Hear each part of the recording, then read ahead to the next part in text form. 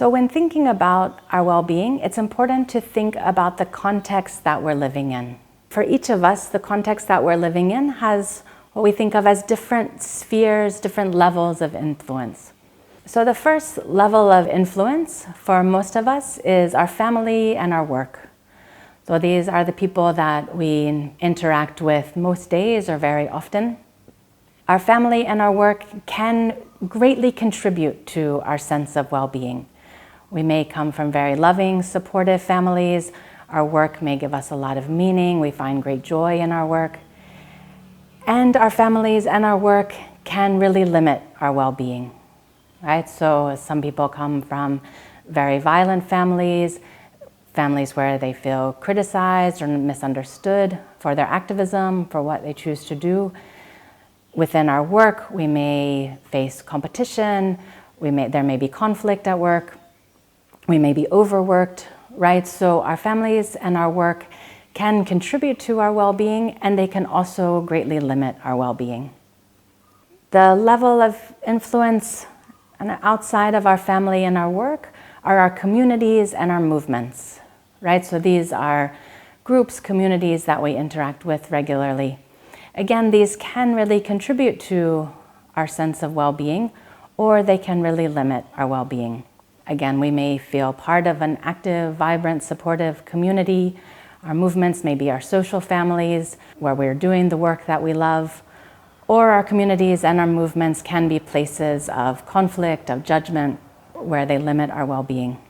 So then our family, our work, our movements, our communities are impacted by the larger sphere of influence of our societies, right? So the governments, the militaries that are ruling us, the conflict and war that so many people are facing, the coup in Burma, COVID, which has ravaged the world for several years now, the environment, the media. So this third level of societal influences deeply impacts our sense of security, our freedoms, our physical health, and our overall mental, emotional, and physical well-being. When we think about these different levels of influence, there's two important concepts to keep in mind. So one is our socialization. Socialization means all of the messages, all of the teachings that we're given directly and indirectly on how to be in our society. And so these are the messages we get from our families, from our communities, from our movements, from our schools, from our religious places, from the media. All of the systems, the institutions that govern our lives give us messages from the moment that we're born about how we are supposed to be. That's our socialization. And then our internalization is how we take in that socialization, how that affects our feelings about ourselves, our thoughts about ourselves, and our thoughts about our place in the world. Two aspects of our socialization that we feel it's really important to highlight. One is our gender socialization. For women, women are taught that our place, our role, our duty is to take care of other people. And to take care of other people before ourselves, even if it's at our own expense.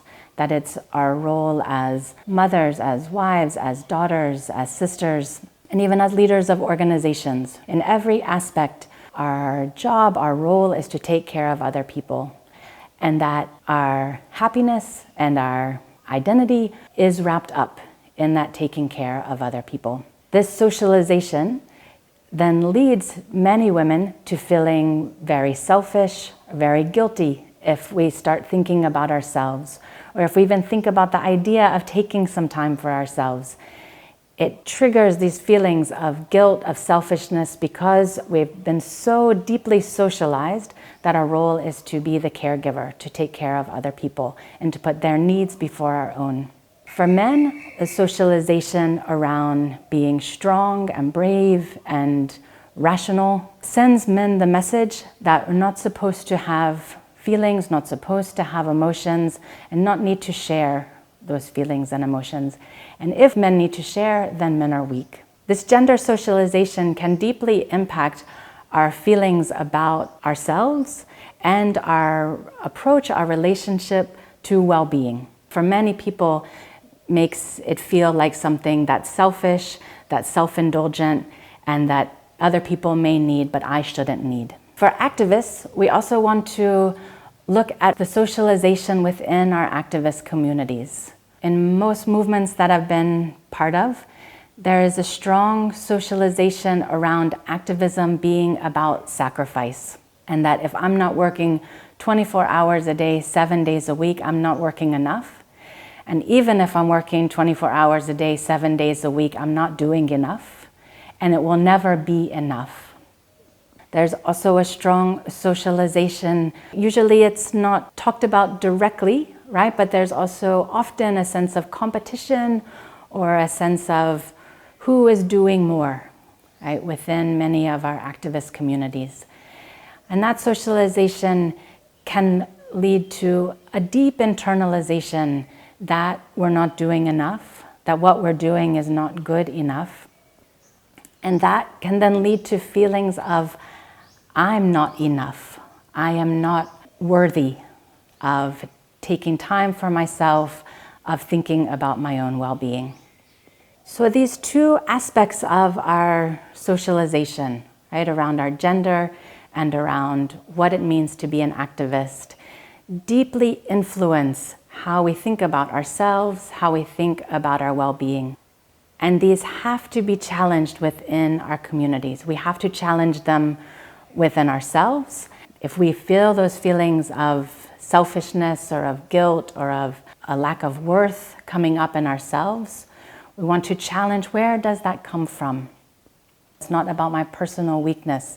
They are structural, societal issues that we have been socialized to believe that we need to unlearn in order to be able to prioritize our well-being and the well-being of our communities and our movements.